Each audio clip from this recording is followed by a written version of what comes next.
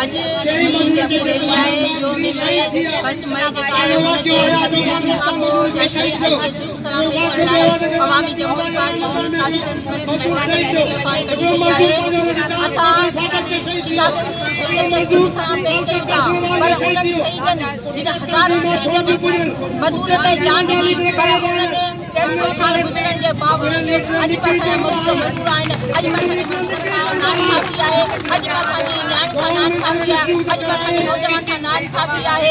अॼु बि असांजो नौजवान जेको आहे मिलनि जे ॿारनि सां 15 कलाक ड्यूटी करे थो।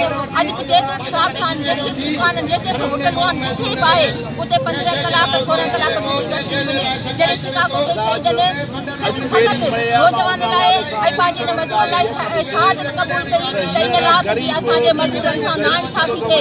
पर अॼु बि नाइंसाफ़ी न आहे। महांगाई वधाए मज़दूरनि सां कयो थो वञे। आख़िरकार मज़दूर वीचारो जेको हिन महांगाई जे दौर में पंहिंजी पूरी कीअं करे। जेको आहे ज़मीनदार आहे, नौकिरी तबिको माण्हू आहे, उहे वधीक महांगाई जे पंहिंजी पूरी करे था वञनि। पर छा मज़दूर जेको आहे रोज़ 500 रुपया दिहाड़ी जेको कमाए थो उन पैसो मां उनखे हली सघे थो।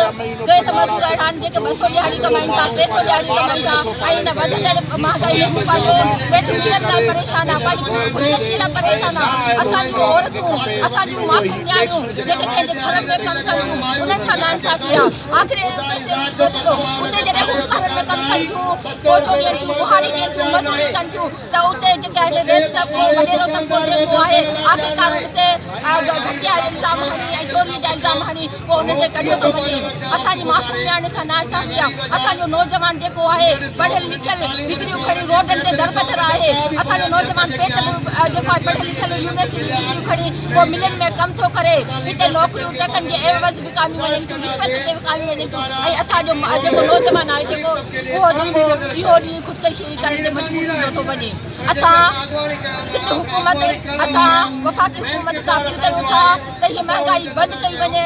असांखे इहा महांगाई नामंज़ूर आहे, नामंज़ूर आहे, नामंज़ूर।